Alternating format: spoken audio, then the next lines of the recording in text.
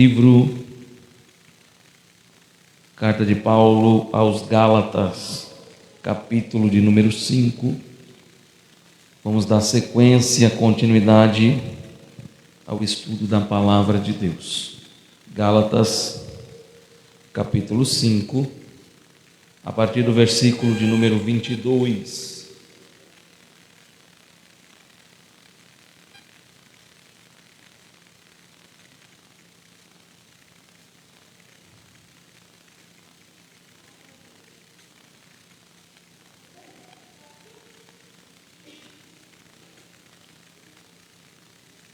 Vamos falar sobre fruto do Espírito.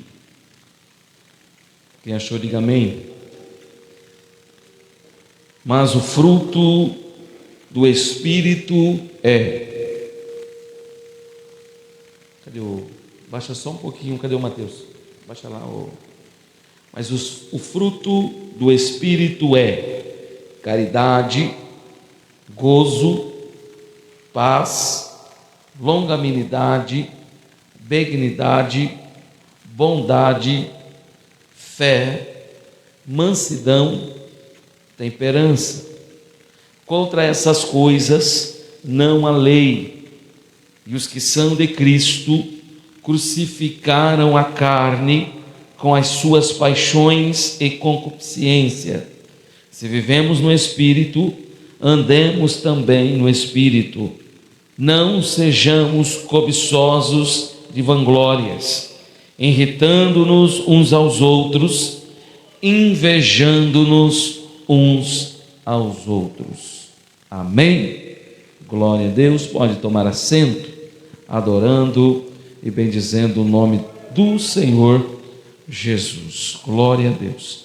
Vamos louvar o hino da harpa, enquanto os oficiais recolhem os dízimos e ofertas para a glória de Deus. Vamos adorar o Senhor.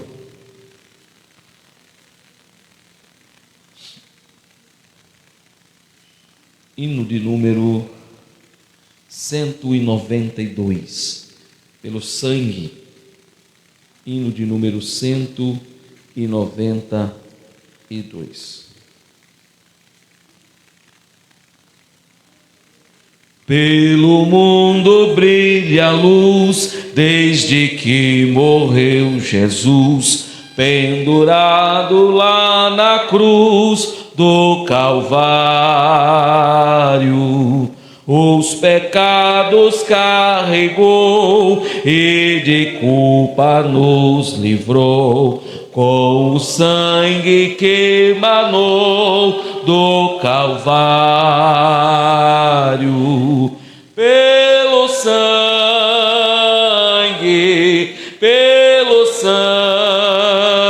sangue, somos redimidos, sim. Pelo sangue carmesim, pelo sangue,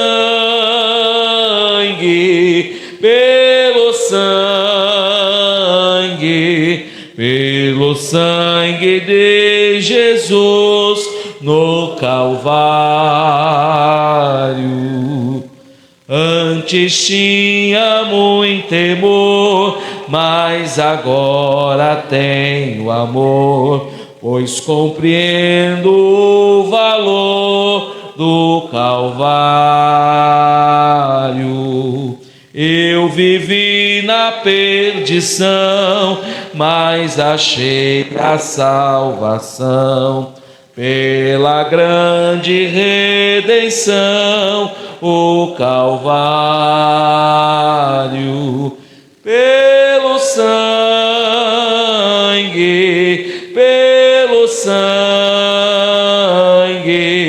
pelos redimidos, sim. Pelo sangue carmesim, pelo sangue,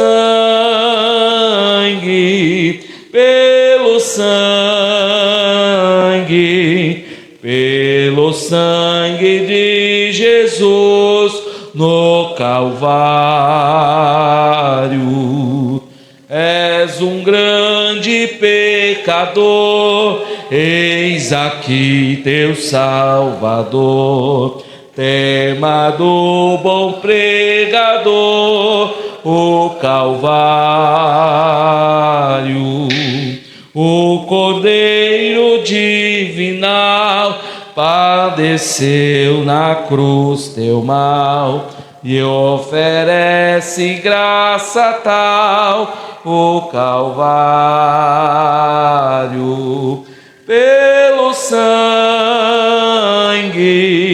Pelo sangue, somos redimidos, sim, pelo sangue carmesim, pelo sangue,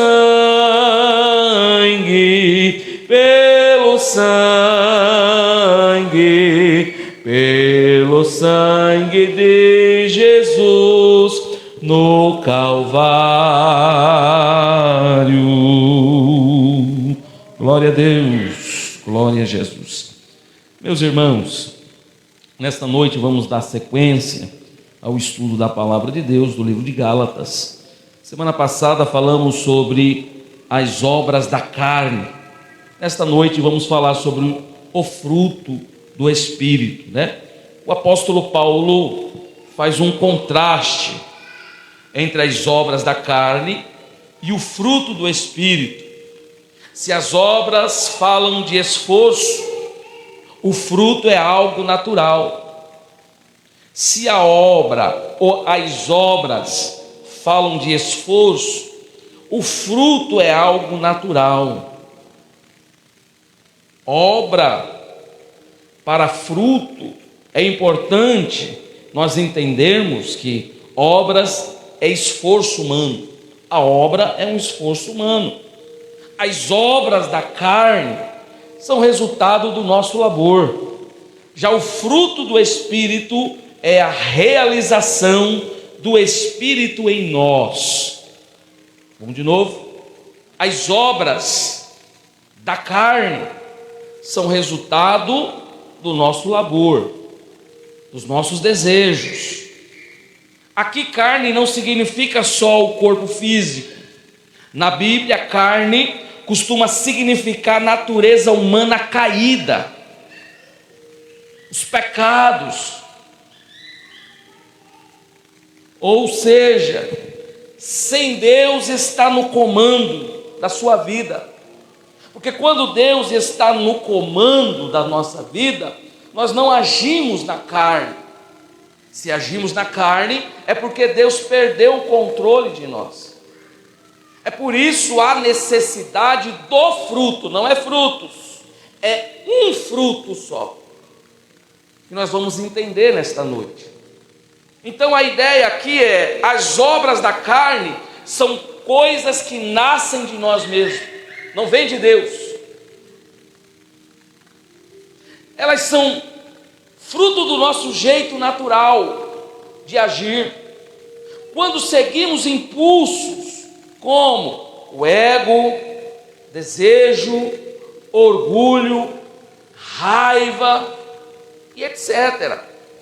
E o resultado do nosso labor, quer dizer, é o que a gente produz por conta própria. Quando tenta viver no modo, eu estou no controle da minha vida.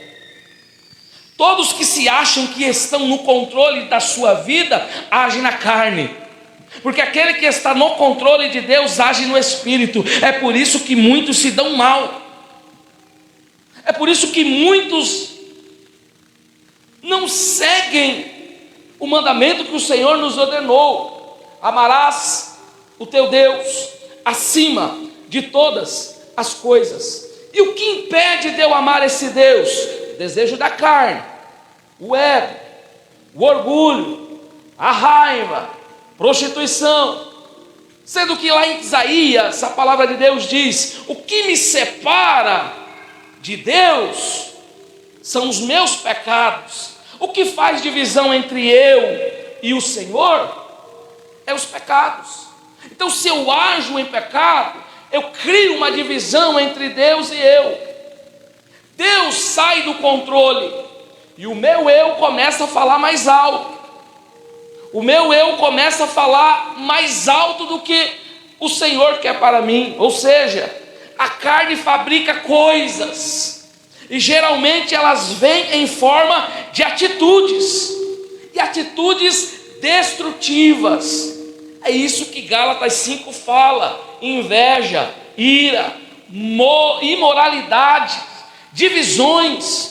Tudo isso acontecia dentro da igreja da Galácia, de Gálatas.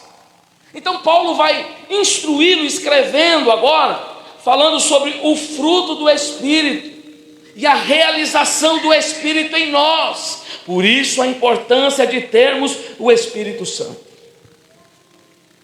O intuito de trazer esse ensino, irmão, já 3 quarta-feiras consecutivas, é sobre o Espírito Santo em nossas vidas, porque tem crente que não sente mais, tem crente que não deseja mais que o Espírito habite nele. Mas aqui, irmãos, quando se trata o fruto do Espírito, é algo que muda completamente o ser humano. Obra do Espírito diz fruto, e isso é proposital. Obra, algo que você faz, produz força. Fruto, algo que cresce naturalmente quando uma vida está conectada com a fonte certa. Quem é a fonte certa? Deus. Se eu estou ligado, enraizado em Deus, o fruto do Espírito, que é o amor, a alegria, a paz, algo que muitos já não tem mais, paz. Tem gente que tem que tomar remedinho para dormir, tem gente que já perdeu o controle, que tem que tomar calmante para se acalmar. E tudo isso quem produz é o Espírito que habita em nós. Outro, paciência. Muitos chegam e já querem receber. Muitos chegam e já querem que a coisa aconteça. Não é algo que você simplesmente se obriga ou a ter na marra. Eu quero ter. Precisa ter paciência. O resultado o Espírito Santo habita em você. Se você tem o Espírito Santo em você, o amor flui naturalmente. A alegria, mesmo que você esteja em um momento difícil, mas você tem alegria. Mesmo que você esteja num momento tribuloso, mas você deita e descansa, porque você confia no Senhor. Quem está conectado com o Senhor não procede ficar ansioso pelo dia do amanhã, porque aqueles que confiam serão como montes que não se abalam. O que diz o Salmo? Esperei com paciência no Senhor, e Ele me ouviu. Então, o Espírito, ele transforma o seu interior de dentro para fora. Não é de fora para dentro. Aí eu vou para a igreja, eu vou receber. Você está recebendo de fora para dentro. Agora, quando eu estou no Espírito, é de dentro para fora. Quem está no Espírito nesta noite tem alguma coisa para dar. De dentro para fora. Glória, aleluia. Tem que sair de dentro para fora. Oh, aleluia! É literalmente o Espírito vivendo a vida de Cristo através de você. Jesus ensinou sobre os frutos para distinguir a fé verdadeira da falsa. Porque tem fé falsa? Tem. E tem fé verdadeira. A fé verdadeira, ela frutifica. A fé verdadeira, ela gera algo em nós. E pelos seus frutos os conhecerei. Abre a sua Bíblia, Mateus 7,16. Vamos fazer menção da palavra de Deus. Hoje é culto de ensino da palavra do Senhor. Já deixa marcadinho. Crente que gosta de culto de ensino já traz uma caneta para marcar, um caderno. Ontem eu preguei na sede, irmão. Depois que eu preguei na sede, veio um companheiro obreiro. Ele tinha anotado tudo que eu tinha falado. Ele falou: ô pastor Fernando, agora só assina aqui. Eu vou guardar aqui esses bolsos. Tudo que o senhor falou está aqui anotadinho. Eu falei: isso é um verdadeiro obreiro. Porque está ouvindo, mas está anotando. Ó. Quem achou, leia para mim Mateus 7,16. Pode ler. Se coloque de pé, presbítero irmão Miguel. Mateus capítulo 7, versículo 16. 16.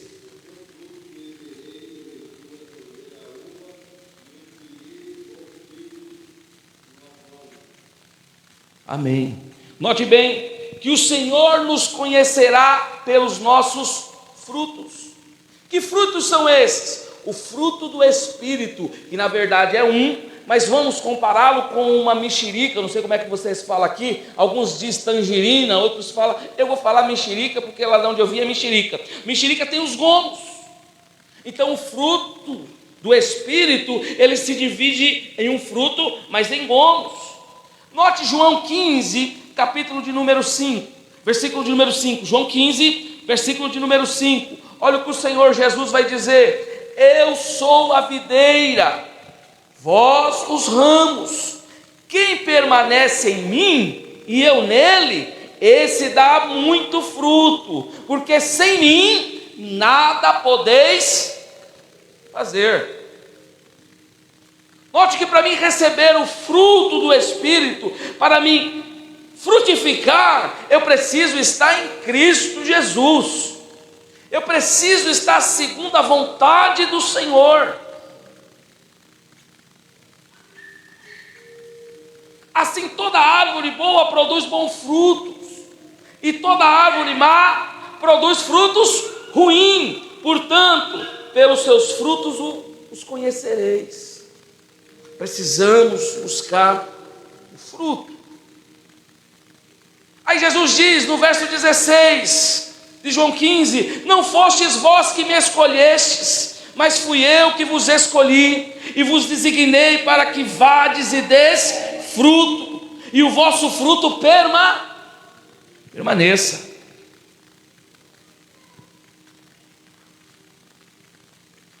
Jesus é a videira verdadeira. Todo ramo que estando em mim não der fruto, ele corta. Presta atenção nisso aqui. E todo o que dá fruto, limpa, para que produza mais fruto ainda. Fruto do coração, Mateus 12, a partir do versículo 32. Jesus quem falou esses versículos, irmãos. Mateus 12, 33. Ou façam a árvore boa e o seu fruto bom, ou façam a árvore má e o seu fruto mau, pois a árvore é conhecida pelo seu fruto, pois a boca fala do que está cheio o coração. Então o fruto do Espírito, ele vem de dentro, ele já habita em nós.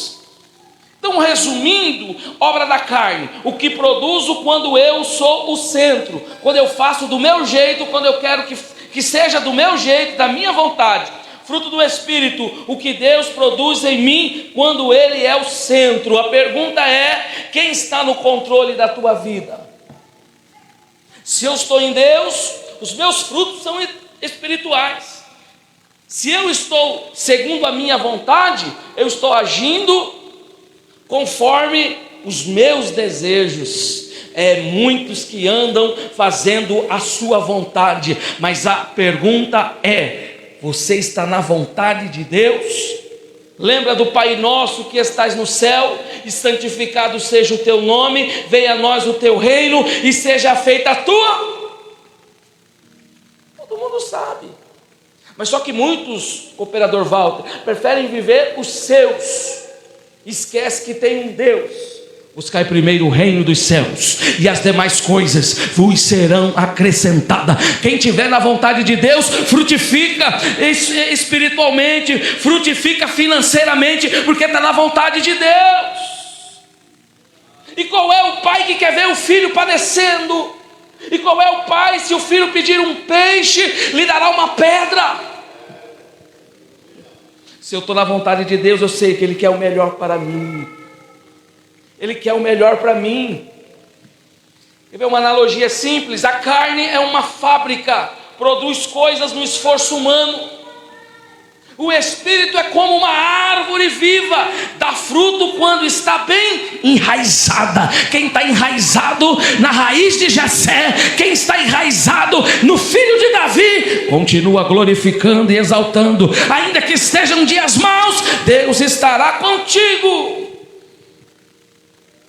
Aleluia. Você não consegue fazer uma laranja, a laranjeira se dá por si só. Os frutos fluem de nós, irmãos. Um detalhe importante: isso não significa que você fica passivo, tipo, Deus faz tudo e eu não faço nada. Não é assim. Significa que o seu papel muda. Você coopera, você se alimenta do quê? Da oração, da palavra, da comunhão. Enquanto isso eu estou, irmãos, deixa de regar uma planta, deixa de molhá-la, de tratar dela, ela morre. Deixa de pôr ela no sol um pouquinho, ao menos 5 ou 15 minutos por dia, ela morre. Assim somos nós, quando deixamos de orar, quando deixamos de ler a palavra, quando deixamos de ter comunhão com Deus. Precisamos do alimento. Jesus dizia: eu sou o pão que desceu do céu, alimento. Nem só de pão viverá o homem, mas sim de toda a palavra que sai da boca de Deus. Enquanto eu me alimento nesta noite pelo poder da palavra, eu vou enraizando, eu vou criando raiz, e através da raiz vai surgir os frutos, e os frutos serão prósperos na minha vida. Quando está trabalhando o Espírito em mim, fica mais fácil de eu me arrepender. Se eu faço alguma coisa de errado, ainda que eu não estou perfeitamente nos caminhos do Senhor, mas o Espírito habita em mim, eu me arrependo, eu me torno um homem obediente. Frutos do Espírito. Mas quem gera a transformação real não é o pastor, não é o seu esposo, não é a sua esposa. Quem gera essa transformação real é o Espírito Santo de Deus que habita em vós.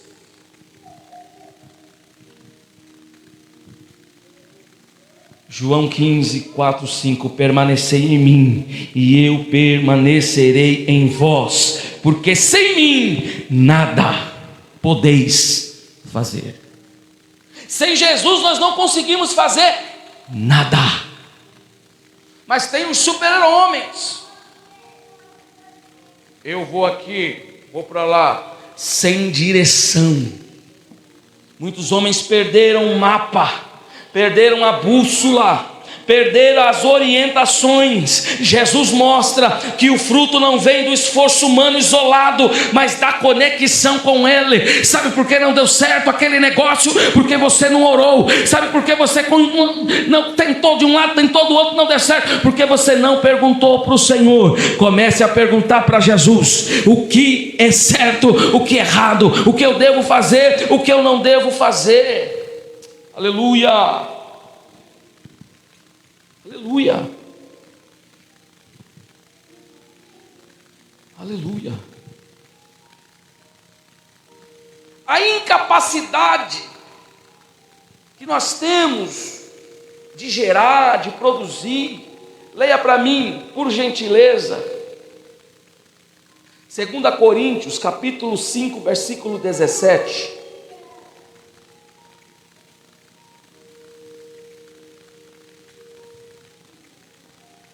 Pode ler. 2 Coríntios, capítulo 5, versículo 17.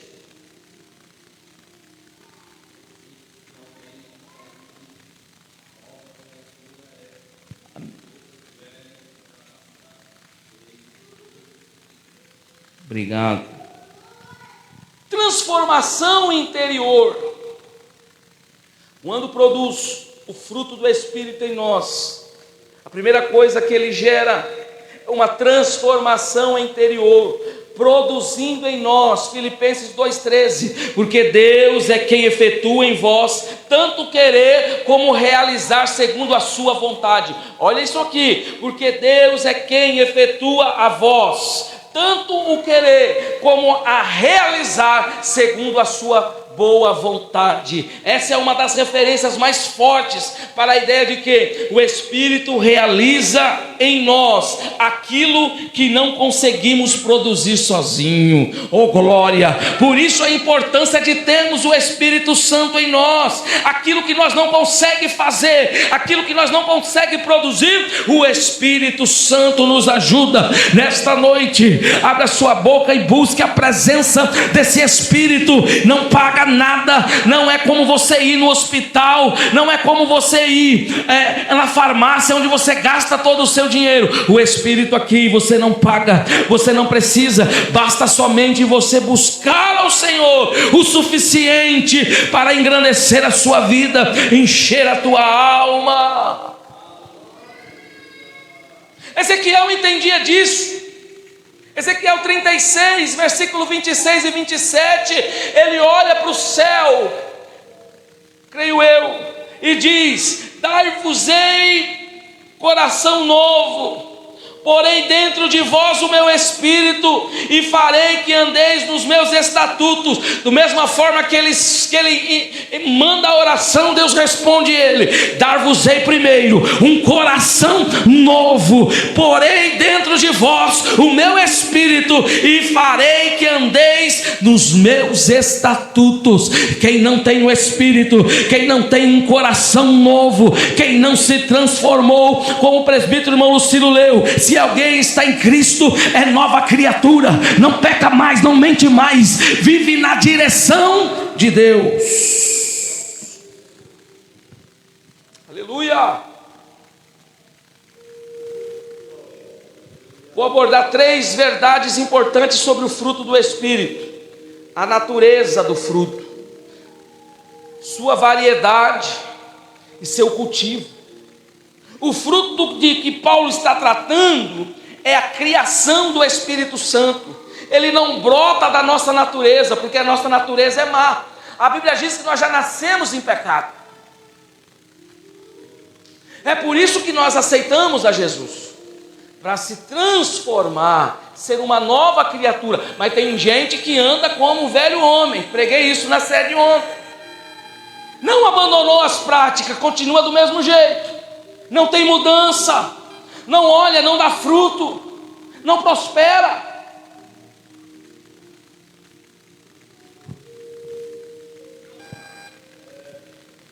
Esse fruto é variado, uma vez que Paulo menciona 9 virtudes morais que são produzidas pelo próprio Espírito. São os gomos, são 9 gomos. Finalmente, esse fruto precisa ser cultivado de forma espontânea, para que se tome proveitoso e saboroso. Em primeiro lugar, o Espírito produz em nós o seu próprio fruto. O fruto do Espírito é o amor, a alegria, a paz, benignidade, bondade, fidelidade, mansidão, domínio próprio. Contra estas coisas não há lei. O fruto do Espírito não pode ser criado artificialmente. Eu não acho isso aqui numa bula de remédio. Vou tomar um remédio para me dar paz. Vou tomar um remédio para me tornar uma pessoa boa. Vou tomar um remédio para me tornar manso. Pode até se acalmar ali no efeito do remédio, mas quando o remédio for embora, você volta a ser agressivo de novo. Você pode até tomar um chá de camomila para se acalmar, mas depois do efeito do chá, volta de novo a velha criatura. Mas aquele que tem Jesus no coração, aquele que recebe a palavra, aquele que recebe o antídoto, muda de vida, tira a máscara do velho homem e nasce uma nova criatura. Eu estou falando com nova criatura nesta noite. É Bíblia. Vale ressaltar também, irmãos, que Paulo não fala de frutos, mas do fruto. Essas 9 virtudes são como que gomos de um mesmo fruto. Não podemos ter um fruto a ser desprovido dos outros. As 9 virtudes produzidas em nós pelo Espírito pode ser classificada em 3 áreas. Primeira, atitude do cristão para com Deus.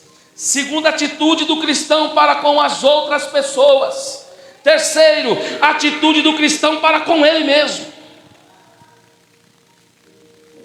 Note que o fruto do Espírito, ele trabalha em nós para com Deus, trabalha em nós para com as pessoas, porque você é ser humano, você convive no meio de gente, no meio de pessoas.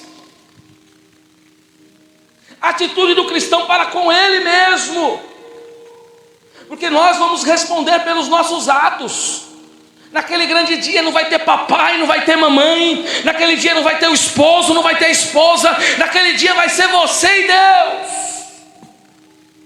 Aí não adianta colocar a culpa no A, colocar a culpa no B, culpa no C, porque é você e Deus. Virtude ligadas ao nosso relacionamento. Vou dividir em 3. Mas o fruto do Espírito é, os primeiros 3, amor, alegria e paz. Essa triade tem a ver com a nossa relação com Deus, pois o primeiro amor do cristão é o seu amor a Deus. Se eu não amar Deus, não tem como eu amar o próximo. Se eu não amar Deus, não tem como eu amar esse irmão que está do meu lado. Aí a minha fé seria em vão. Isso aqui é forte, irmãos. A palavra grega para amor é ágape, traduzida amor, inclui tanto amor a Deus como amor ao próximo. Bem sabemos que na língua grega há 4 termos para amor. Vamos lá. Primeiro, eros, é o amor de um homem por uma mulher, ou uma mulher para com um homem. Amor imbuído de paixão. Esse amor é diferente. Amor filha é o amor caloroso para o nosso allegados e familiares. É um sentimento profundo do coração. Terceiro, estorge. O amor estorge aplica-se particularmente ao amor dos pais pelos filhos. O último é o ágape, é o termo cristão, e significa benevolência invencível. Encabeçando o primeiro grupo temos o maior dos 3, o maior de todos, ou seja, por isso que ele é o número 1, o amor. Porque se eu não amar, não tem como eu fazer a obra do Senhor. Se eu não amar, não tem como eu fazer a vontade de Deus. Porque a Bíblia manda, é mandamento: amarás o teu Deus acima de todas as coisas, e amará o teu próximo como? Como a ti mesmo. Será que eu tenho que amar o próximo só aqui na igreja? Não, Senhor. Será que eu tenho que amar o próximo só no meu ambiente de trabalho? Não, Senhor. Amar o próximo é um mandamento que o Senhor nos ordenou. O que é amor aqui, ágape? É um amor transformador. É um amor de compaixão que se põe no lugar do outro. 1 Coríntios 13:1. Abre aí a sua Bíblia. Presta atenção o que é o amor.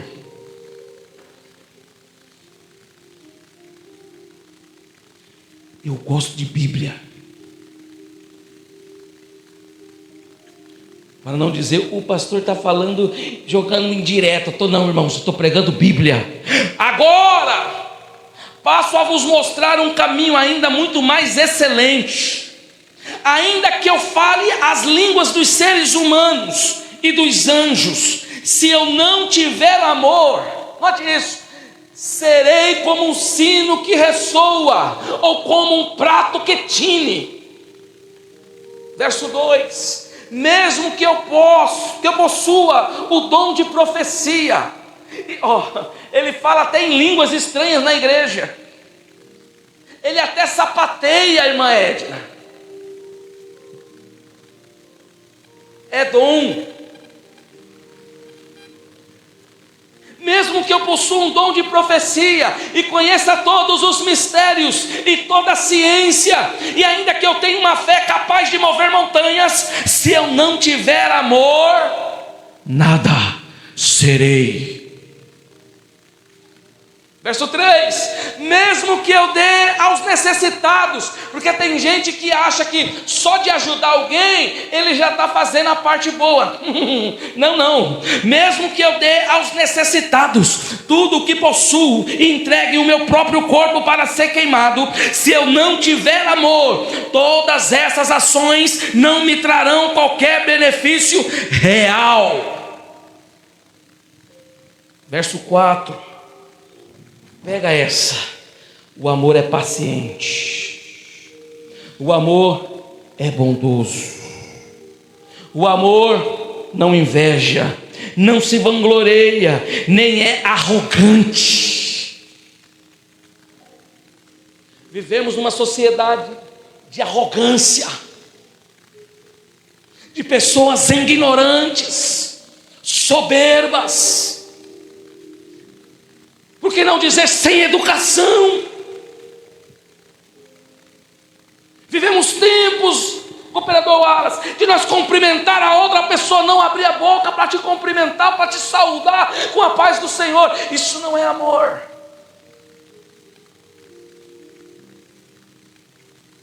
O amor cuida, o amor zela.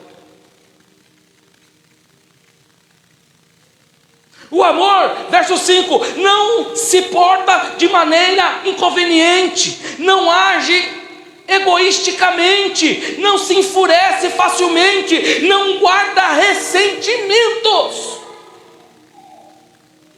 Tem gente que está na igreja correndo risco de salvação, porque alguém fez alguma coisa e até hoje ela não perdoou, até hoje ele não perdoou.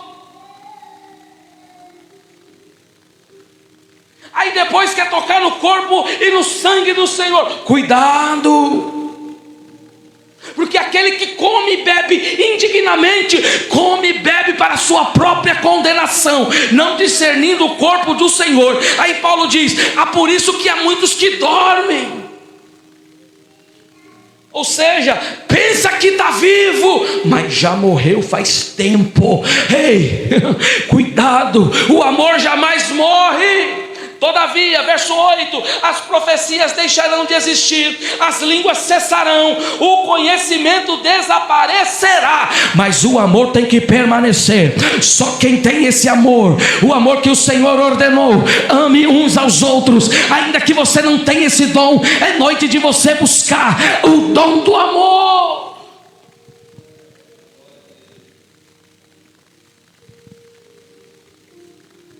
Leia para mim Efésios 5:2.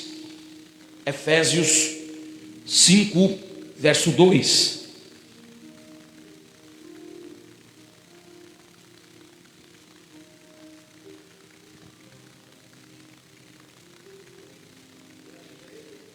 Leia alto, por gentileza.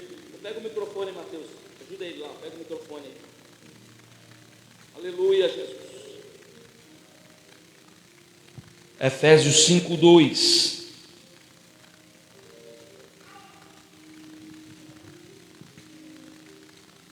E andei em amor. Andai Em amor, como também Cristo nos amou, e se entregou a si mesmo por nós, e oferta e sacrifício a Deus, em cheio suave. Oh, glória. Paulo está dizendo aos Efésios: andai em amor, como Cristo, que também nos amou e se entregou por nós a Deus, como oferta e sacrifício com um aroma suave. Tudo isso que Paulo está nos orientando foi o que o Senhor nos ordenou. Não somente Paulo, mas também João vai estabelecer essa propriedade. Mas só Paulo que fala disso, pastor, negativo. 1 de João capítulo 3, versículo 14, João diz: nós sabemos que já passamos da morte para a vida, porque amamos os irmãos. Quem não ama permanece na morte. Olha isso aqui, nós sabemos. João 3,14, 1 de João 3,14, nós sabemos que já passamos da morte para a vida, porque amamos os irmãos. Quem não ama permanece, não nasceu de novo. Eu não gosto dele, eu não gosto dela, eu tenho ódio. Cuidado, irmãos, tenho raiva, espuma até pela boca, dá até repulsa. João 13:34, Jesus disse: um novo mandamento vos dou, que vos ameis uns aos outros, assim como eu vos amei, que dessa mesma maneira tenhais amor uns para com os outros. João 17:26, eu gosto de Bíblia. Eu lhes dei a conhecer o teu nome, e ainda continuarei a revelá-lo, a fim de que o amor com que me amastes esteja neles, e eu neles esteja. Quem ama está em Cristo. Quem ama, quem aprendeu o verdadeiro amor, ama, porque Cristo está com ele, está nele. Quando o amor está presente, a alegria surge naturalmente. Por isso que o mundo usa aquele termo: que pessoa mal amada, que mulher mal amada. Não tem o termo? Pois o amor é um cumprimento da lei de Deus. Obedecer a Deus traz deleite. Essa capacidade de obedecer é um dom da salvação, concedida por Ele. Além disso, como todas as coisas cooperam para o bem dos que amam, tem que amar. Se eu não conseguir amar a Deus, se eu não conseguir amar o Senhor, aquele que morreu por mim, como é que eu vou amar meu próximo, irmãos? Infelizmente isso aí já está sumindo. Mateus 24, e por se multiplicar a iniquidade. O que é iniquidade? Pecado. O amor de muitos se esfriou. Aqui ele está falando com a igreja. O mundo jaz do maligno, o mundo não ama ninguém. Se o mundo puder te engolir vivo, ele te engole. Os ímpios puderem te matar, eles te matam. O mundo jaz do maligno. Agora, quando Jesus falou aos seus discípulos, o amor de muitos vão se esfriar, ele está falando de dentro de nós.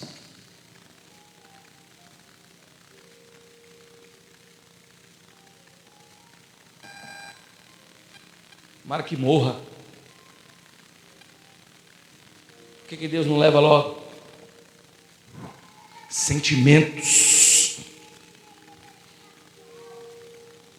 O crente pode manter a alegria, mesmo em meio ao sofrimento, como o próprio Paulo demonstrou. Essa alegria não é superficial como a do mundo, mas profunda, espiritual e antecipação da glória futura. Ame mais. Pastor, mas ame, deixa de lado todo o ressentimento. Os dias em que nós estamos vivendo, estamos a um passo do arrebatamento da igreja. A igreja precisa amar, a igreja precisa frutificar.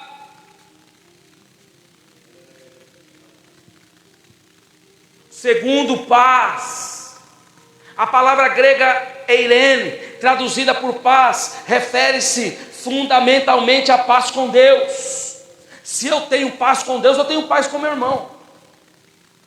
Era usada para descrever a tranquilidade, a serenidade que goza um país sobre um governo justo. Significa não apenas a ausência de problemas, mas sobretudo a consciência de que nossa vida está nas mãos de Deus, se eu sei que a minha vida está nas mãos de Deus, eu posso descansar, eu posso dormir tranquilo. É aquele hino que a gente ouve, pode descansar, pode ter. Quem tem Cristo, quem está em Cristo, quem tem o Espírito dentro dele, tem paz. Aí perturba o marido perturba a esposa, não tem paz, é só briga, é só guerra, é só confusão. A paz está em Cristo Jesus. Da mesma forma, o amor também produz paz. Quem ama a lei do Senhor desfruta de grande paz. Essa paz é uma serenidade interior que vem da justificação pela fé. Abre a sua Bíblia, Romanos 5:1. Paulo vai dizer: portanto, havendo sido justificado pela fé, temos paz com Deus, por meio do nosso Senhor Jesus Cristo.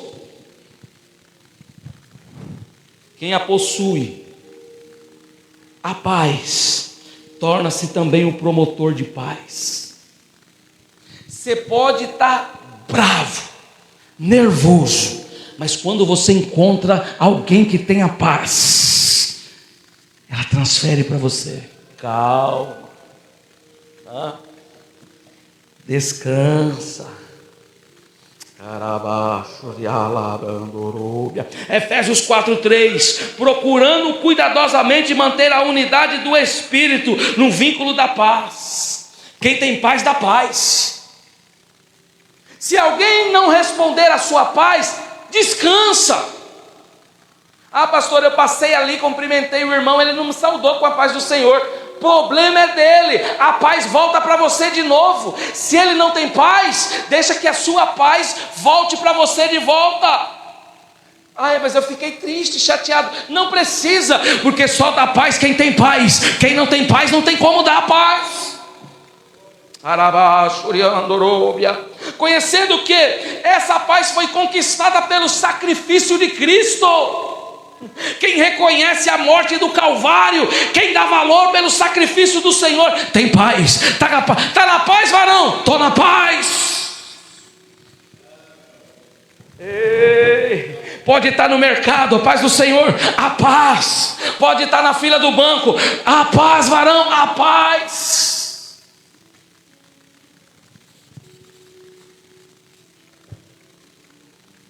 Aleluia. Oh, glória. Vamos a outra.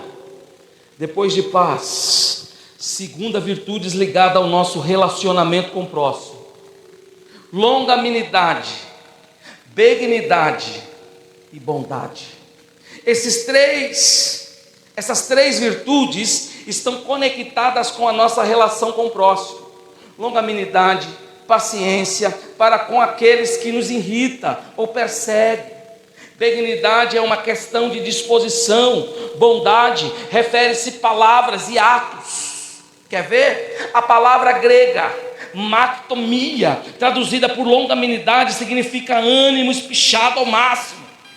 A pessoa tardia em irar-se. Trata-se de paciência para suportar injúrias de outras pessoas. É um fruto do Espírito.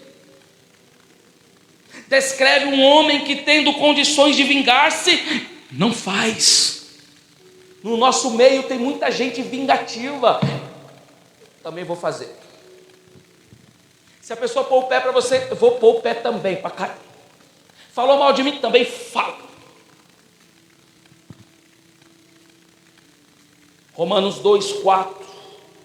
Ou porventura, Paulo diz: desprezai a imensa riqueza da bondade, tolerância e paciência, não percebendo que a própria misericórdia de Deus que te conduz ao arrependimento.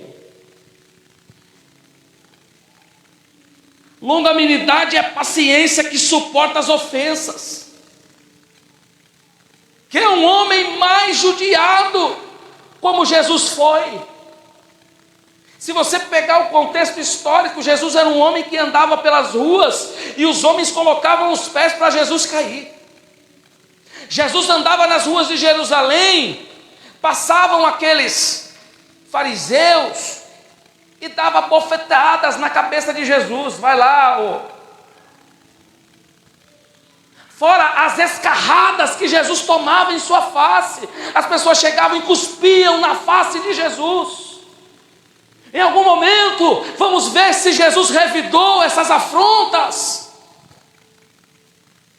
Crente que é crente, irmãos, ainda que falem mal de você, ainda que te condenem de alguma coisa, o crente tem que permanecer em silêncio. Se alguém te ofendeu, se alguém falou mal de você, coloca o seu joelho no chão e começa a orar. A Bíblia diz: orai para os seus inimigos, apresente ele na oração, apresente ele perante o Senhor, e você verá o que Deus vai fazer. Essa guerra não é sua, essa peleja não é sua.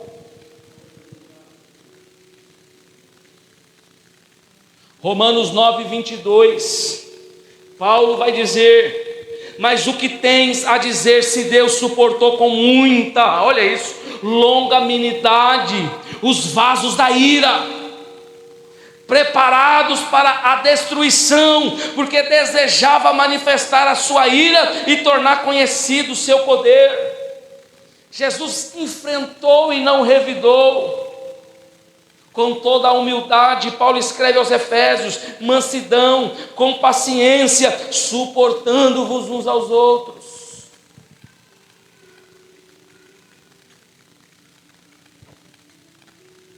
Aprende com a Bíblia, irmãos. Assim como um povo escolhido de Deus, Colossenses 3,12, santo e amado, revestivos de um coração pleno de compaixão, bondade, humildade, mansidão e paciência. Isso é evangelho. Nós não bate no peito: eu sou evangélico, eu sou da igreja evangélica, mas não conhece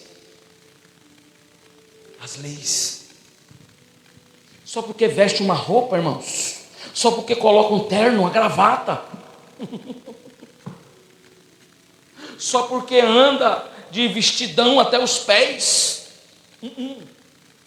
Precisamos obedecer. 1 Timóteo 1,16, Paulo diz: todavia, por este motivo mesmo me fui concedido misericórdia, para que em mim, o pior dos pecados, Cristo Jesus demonstrasse com toda a grandeza da sua paciência, e me tornasse no modelo para todos quantos haveriam de crer nele para a vida eterna. Paulo era terrível, matador de crente, perseguia os cristãos, colocava em cárcere, tanto que ele estava no primeiro mártir da igreja, o primeiro homem que morreu em nome de Jesus, Estevão. Paulo consentia na morte de Estevão, estava lá, não fez nada, e a Bíblia diz que Paulo tinha um espinho na carne. Esse espinho na carne, os estudiosos dizem que era por causa da morte de Estevão. Ele teve remorso por não poder fazer nada.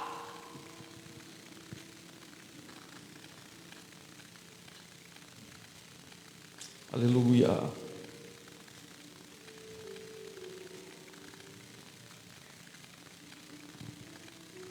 Ela nasce da confiança de que Deus cumprirá suas promessas. É essencial para vencer divisões dentro da igreja, hostilidade do mundo. Hebreus 6,12, de maneira que não vos torneis negligentes, mas imiteis aquele que, por intermédio da fé e da longanimidade, recebem a herança prometida, a promessa de Deus imutável.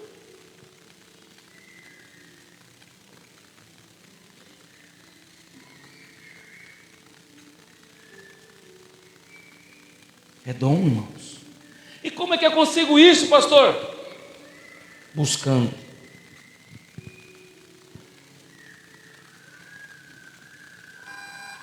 Paulo orienta Timóteo, 2 Timóteo 4,2, prega a palavra, insiste, o tempo e fora de tempo, aconselha, repreende, encoraja, com toda paciência, a sã doutrina, porquanto chegará o tempo, verso 3, em que não suportarão o santo ensino.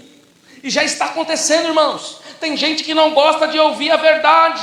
porquanto chegará o tempo em que não suportarão o santo ensino. Ao contrário, sentindo coceiras ou comichões nos ouvidos, reunirão mestres para si mesmo, de acordo com as suas próprias vontades. Já tem gente escolhendo o pregador, já tem gente querendo ouvir o que quer, já tem gente que vem no culto só para se emocionar, só para chorar. Larga a mão disso, irmãos. Pregue a verdade, ouça a verdade, porque ela que vai te conduzir para o céu. De que adianta eu trazer uma chave para você ficar feliz aqui, mas chegar numa manhã você vai ver a realidade, uma vida desprazerosa, uma vida de desviado, uma vida sem mas quando se prega a verdade, Deus estará movendo o seu coração. A chave que eu tenho nesta noite é a de fenda. Transforme a sua vida nesta noite.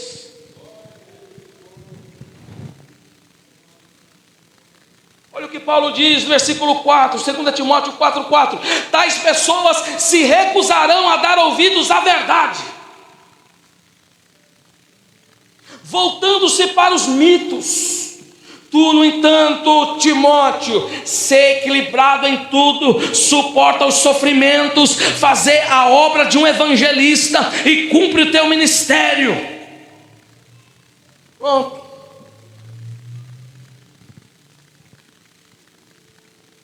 Aí Paulo termina o versículo 7 dizendo: combati um bom combate, completei a corrida, perseverei na fé. Interessante é que quando morre alguém, o povo usa esse versículo. Estamos falando de Paulo, irmãos. Combateu um bom combate. Paulo passou as agulhas. Tanto que ele diz: agora me está reservada a coroa da justiça, que o Senhor, justo juiz, me concederá naquele dia, e não somente a mim, mas certamente todos os que amarem a sua vinda. Se eu amo a vinda do Senhor, eu preciso me encaixar nisso aqui. Benignidade. A palavra grega Christotes, traduzida por benignidade, significa gentileza. Refere-se a uma disposição gentil e bondosa para com os outros. O jugo de Cristo e Cresto trata-se de um amável, bondoso. Se eu sou benigno, eu quero o bem dos outros, eu quero o bem do meu próximo, eu quero o bem da minha igreja, eu quero o bem do meu pastor, eu quero o bem de todos. Marcos 10, versículo 13. E aconteceu que as pessoas traziam as crianças para que Jesus lhe impusesse as mãos, mas os discípulos repreendiam o povo. Todavia, quando Jesus notou o que se passava, ficou indignado e lhes advertiu: deixa vir após mim os pequeninos, não os impeçais, pois deles é o reino de Deus. Olha a gentileza de Jesus. Se é nós, já queremos pegar a cinta, bater nas crianças. Tem um aí no campo que falou: eu pego mesmo as crianças e põe para fora, eu não estou nem aí. Eu falei: varão, cuidado, não mexe com as crianças, porque as crianças são as meninas dos olhos de Deus. E eu vou falar uma coisa, irmãos: tem muito obreiro deselegante na casa do Senhor. Eu falo: mas deixa, porque as crianças herdarão o reino dos céus. No tempo antigo, tem gente: no meu tempo não tinha isso. Pergunta se aqueles que eram crianças na igreja, que se estão dentro da igreja hoje.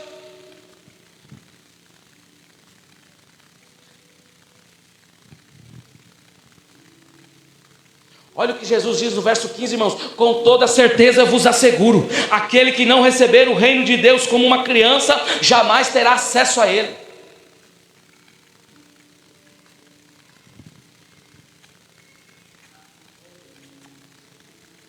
Ah, pastor, agora você é liberal. Não sou não, irmãos. Mas eu tenho a benignidade de Deus. Hoje nós estamos vivendo dias, irmãos, do aspecto onde as crianças são autistas. E o obreiro precisa se preparar. Uns têm autismo alto, outros têm autismo baixo, mas não deixa de ter. Agora, eu vou espancar, nós vamos bater, vamos expulsar da igreja, vamos pôr de castigo que nem antigamente faziam. Os tempos mudaram, as coisas mudou. Em vez de nós ganharmos, perdemos por causa de ignorância. Em seguida, verso 16: abraçou as crianças, impôs-lhe as mãos e os abençoou. O homem que deseja possuir tudo, porque o meu jugo é suave e o meu fardo é leve. Agora o homem gosta de pôr o fardo.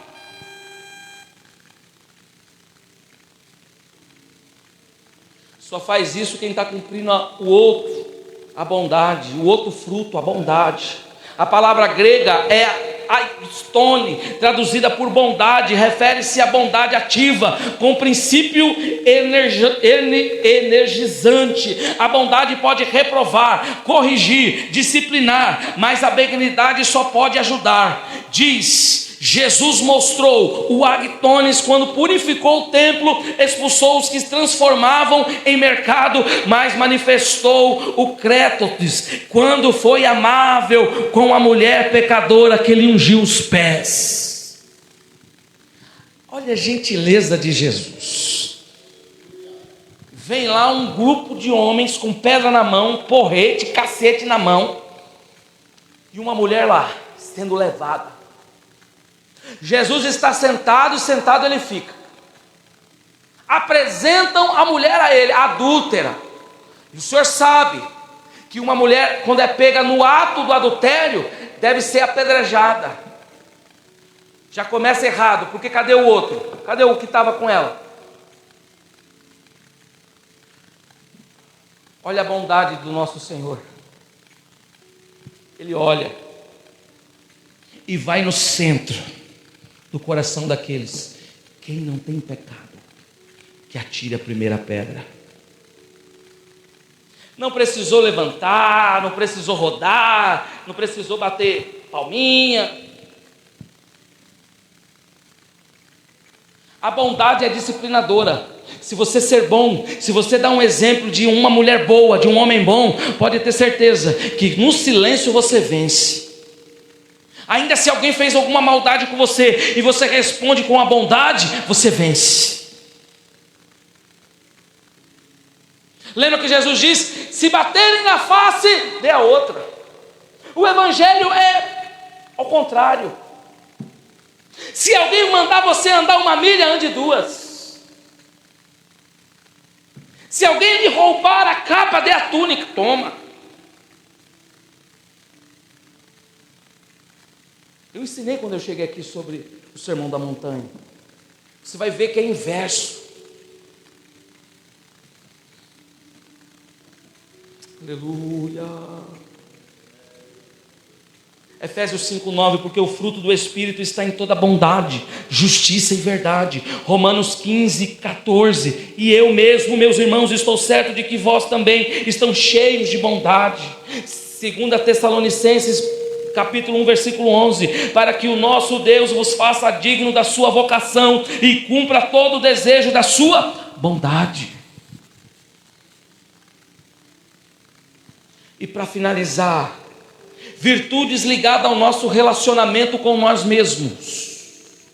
A pergunta que eu faço aos senhores e senhoras: como você se encontra hoje? Uma coisa que nós esquecemos é de perguntar como a outra pessoa está. E isso faz uma falta danada. Por exemplo, se eu pergunto para o Mateus como você está, ele vai me responder: eu estou bem. Se ele pergunta para mim se eu estou bem e eu não estou, eu vou dizer para ele: não está bem. Eu precisava ouvir essa pergunta. Então, essa virtude, que é a fidelidade, mansidão, domínio próprio, é algo que nós devemos responder. Você é fiel? Não tem como eu responder para o Mateus se ele é fiel. porque algo é ele com Deus. Existem coisas que marido e mulher nunca vão saber um do outro. A fidelidade para com Deus. Só vou para a igreja se minha mulher for. Eu só vou para a igreja se meu marido for. Eu só vou para a igreja se fulano for. Se fulano não for, eu também não vou. A palavra grega pitis, traduzida por fidelidade, significa fé, lealdade. A fidelidade aqui é algo que eu tenho que levar para com Deus como leal. A pessoa que é digna de confiança é Ele. Então eu sou fiel a Ele, a minha fidelidade é para com Ele. Independentemente se eu estou passando por problemas, eu permaneço fiel. O termo fidelidade significa lealdade e constância. Não é só quando Ele me dá alguma coisa, mas também quando eu perco alguma coisa, eu sou fiel a Ele. Porque tem crente que é só fiel quando tem, quando perde não é mais. Irmãos, só é fiel a Deus quando a geladeira tem sorvete, picolé, guaraná, refrigerante, carne passada. Oh glória! Agora eu quero ver quando você abrir a despensa, ter lá só um copinho de arroz. Aí eu quero ver você abrir a boca e dar um glória a Deus quando seu filho virar para você e falar: eu quero uma bolacha, que você não tem para dar. Fidelidade aqui, irmãos. Paulo diz, Gálatas 5, versículo 7: correis bem, quem vos impediu para que não obedeçais à verdade? Assim Paulo está recomendando como fruto do Espírito uma fidelidade a Deus, a sua vontade, o que naturalmente também inclui lealdade nas relações humanas. Se você for fiel com Deus, você vai ser fiel no seu casamento, você vai ser fiel no seu relacionamento de amizade. Se você for fiel com Deus, vai ser muito mais fácil você viver em um relacionamento em comunhão um com os outros. O que estava acontecendo aqui era guerra, disputa, um querendo ser melhor do que o outro, a igreja de ponta cabeça, um brigando, um xingando, um falando mal. Aí Paulo chega e fala: pera, calma. Aí ele sai do foco da teologia e começa a trazer essas aplicações que nós devemos aplicar em nossas vidas, irmãos. Assim Paulo está recomendando como um fruto do Espírito. Nem todos alcançarão os 9, mas precisamos lutar para conseguir. Penúltimo, mansidão.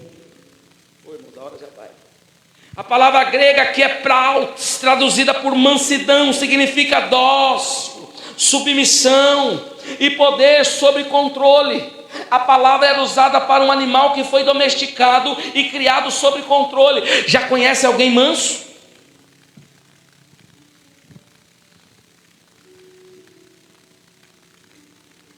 A palavra grega usada praus, que significa bradura, humilde, gentileza no trato com os outros.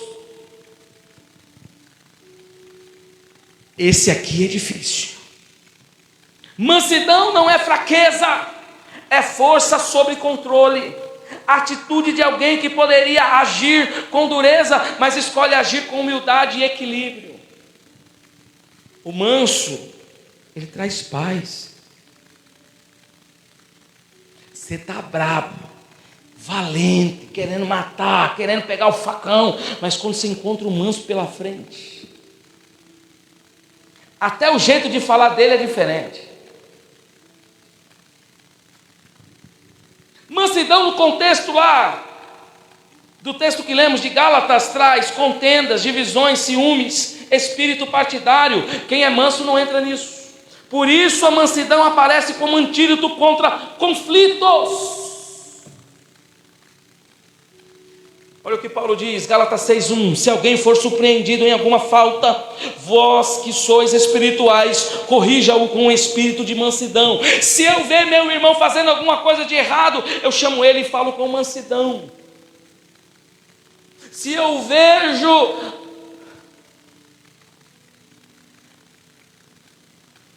alguma falta, eu preciso ser sucinto. Agora, se eu chegar arrebentando, quebrando tudo, meu irmão, não vai resolver, o problema vai aumentar e as coisas vão ficar mais difíceis ainda.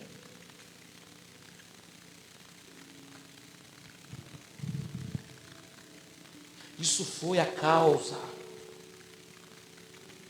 de muitos pastores que antecederam, trataram a igreja com dureza. Aqui vemos que a mansidão se manifesta especialmente na correção, no trato com quem erra, na restauração de irmãos. Mansidão no caráter de Cristo. A mansidão é uma marca clara de Jesus. Mateus 19, 29. Aprendei de mim que sou e humilde. Pronto. Paulo exorta os coríntios dizendo: pela mansidão e benignidade de Cristo. Coríntios 10, 1. Jesus tinha autoridade e poder, mas tratava as pessoas com graça, equilíbrio.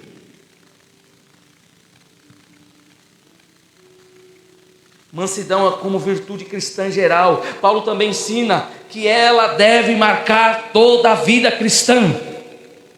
Colossenses 3,12. Revesti-vos de mansidão. 2 Timóteo 2,25. Corrigir com mansidão. Tito 3,2. Mostrar mansidão para com todos. E há uma promessa para quem é manso. Mateus 5,5. Bem-aventurado, ou seja, feliz os mansos, porque herdarão a terra. A mansidão é valorizada por Deus como recompensa. Como é que eu busco a mansidão, pastor? Oração, palavra, adoração, presença, comunhão. Aos poucos você vai mudando. É por isso que Deus pega lá fora, irmãos, ladrão, prostituta, dá um banho de graça. Esses dias nós já estamos vendo o que Deus está fazendo. Deus está pegando lá fora e colocando aqui dentro.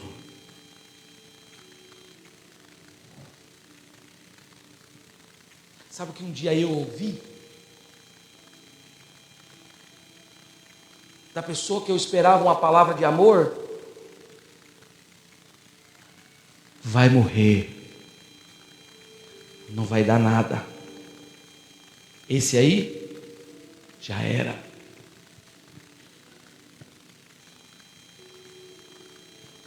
Aí Deus foi lá dentro do baile funk.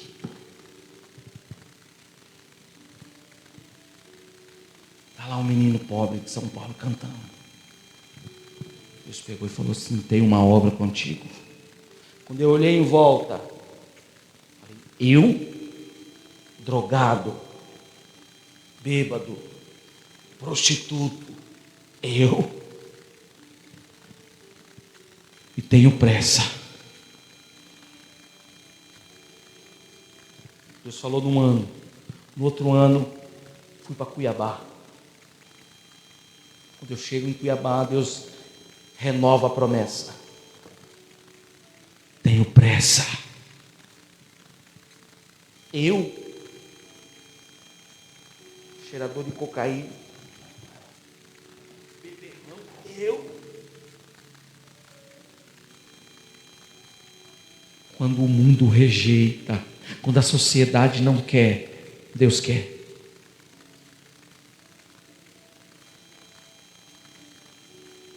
Deus me amassou, me quebrou,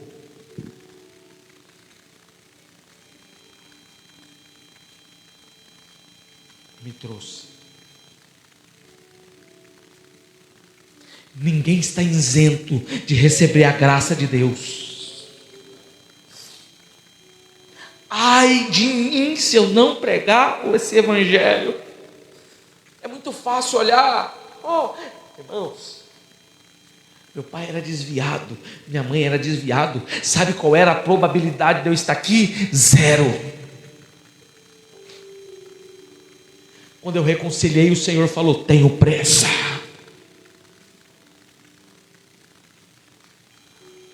E pela boca do profeta virou para trás uma igreja cheia, virou assim: esse pisará aonde os senhores nunca pisarão. Graça.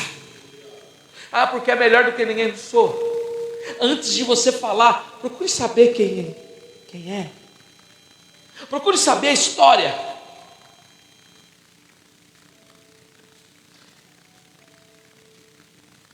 Só estou aqui por causa da graça de Deus.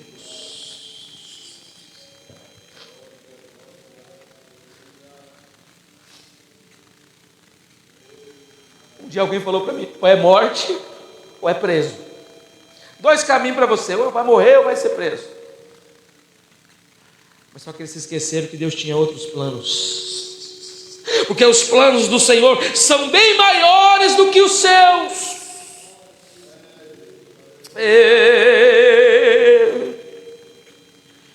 E por último, o domínio próprio. Palavra grega ectérias, traduzida por domínio próprio, significa autocontrole, domínio dos próprios desejos e apetites. Aplica-se a disciplina que os atletas exercitam sobre o próprio corpo. Domínio do cristão, domínio próprio, domínio contra o sexo, contra a pornografia, contra essas coisas que faz o homem pecar. O homem precisa ter um autocontrole.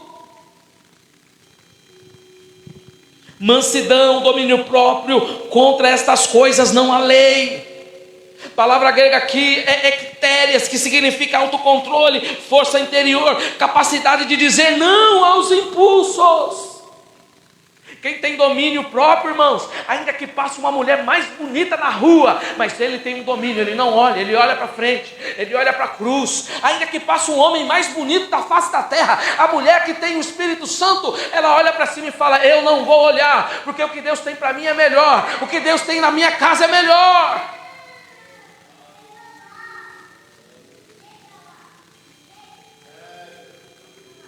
Não troque o que Deus te deu.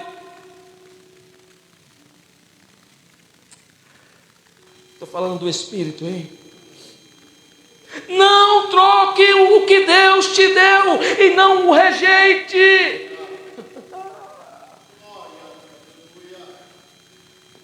Cuidado com as propostas, diz o Senhor nesta noite para alguém aqui.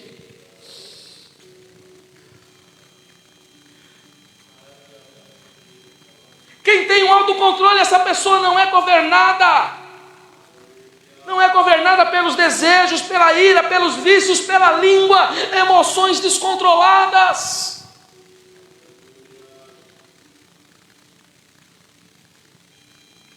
Então, o domínio próprio é oposto de uma vida determinada por imoralidade, bebedice, glutonarias, explosões, iras, brigas e facções. O domínio próprio é fruto do Espírito, não só esforço humano. Paulo não chama isso de obra, mas de fruto.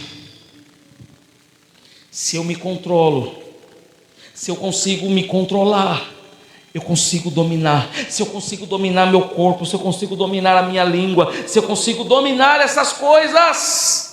Olha o que Paulo diz: não andeis no Espírito e jamais satisfareis a concupiscência da carne. Andai no Espírito e jamais satisfareis a concupiscência da carne. Se eu ando no Espírito, essas coisas. Provérbios 25, 28. Como a cidade derribada são muros assim, é o homem que não tem domínio próprio. Qualquer coisa engana ele. Qualquer coisa ele cai naquela mentira. 1 Coríntios 9, 25. Todo atleta em todo se domina. Lembrando, estamos numa corrida. Você é um atleta. Desculpa, irmãos, passou um pouquinho do horário, mas eu vou dar o final disso aqui, senão. 2 Pedro 1, 5, 6. Acrescentai ao conhecimento, vírgula, domínio próprio. Tiago 2, 11 e 12, a graça de Deus nos ensina a renunciar e a viver sensata com domínio próprio. Paulo ensina que a vida cristã coerente tem 4 marcas principais. Primeira marca, os salvos crucificaram a carne. Segunda marca, os salvos devem andar no Espírito. Terceira marca, os salvos são diferentes. Existe diferença entre ser guiados e andar no Espírito. E fecho dizendo, os salvos devem viver em coerência com os irmãos. Não nos deixemos possuir de vanglória. A ambição por honra humana gera inveja e provocações, e isso é obra da carne e não é fruto do Espírito. Quem busca a glória humana se afasta da verdadeira glória, pois o cristão só pode ser gloriar em Deus. Amém? Se coloque de pé. Oh, aleluia. A vida cristã verdadeira não é só uma confissão de fé, mas uma vida coerente. A carne foi crucificada, o Espírito habita em nós, e agora devemos andar diariamente em obediência.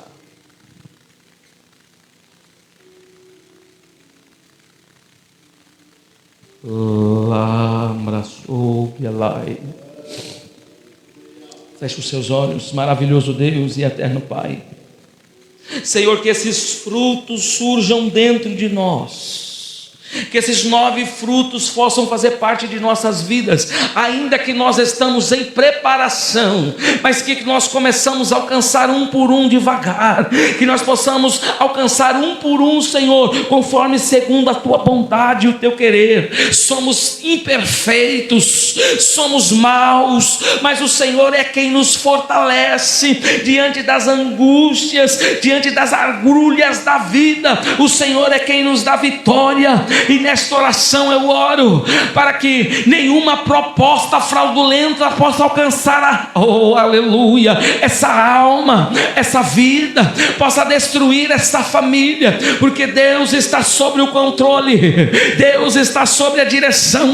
Nesta noite, leva-nos de volta para casa, Senhor, sentindo a Tua presença. Leva-nos de volta para casa, Senhor, renovados, com poder e autoridade, para enfrentarmos lá fora a cobiça, o ódio, a inveja, a ganância de muitos, Senhor, que perderam essa essência do Evangelho, do amor ao próximo, do amor para com as outras pessoas. Deus amado, Deus querido, abençoa a igreja do Jardim Califórnia, abençoa os irmãos que aqui estão, dando graça, dando vitória, dando, Senhor meu Deus, cura, dando porta aberta, dando, Senhor meu Deus, sabedoria e discernimento. E aquele que não sentia mais a Tua presença, que possa voltar a sentir. E aquele que outrora estava afastado dos Teus caminhos, que o Senhor traga-os de volta. Deus, assim nós terminamos orando e pedindo a Tua graça,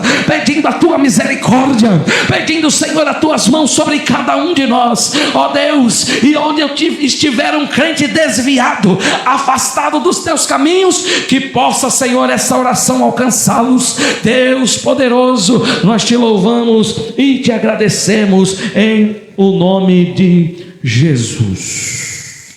Sexta-feira, culto da vitória. Pregador, presbítero, irmão Edilson. Cantora, irmã Patrícia. Presbítero, irmão Edilson vai estar pregando. A irmã Patrícia está lá louvando. Depois a senhora manda uma foto para mim, para nós fazer o cartaz. Sábado nós temos a nossa Santa Ceia do Senhor. Convido toda a igreja para participar, né? Sabendo que domingo, obrigado, meu irmão, Deus abençoe. Domingo nós teremos a nossa escola bíblica dominical pela manhã, mas à noite não teremos trabalho aqui, tá?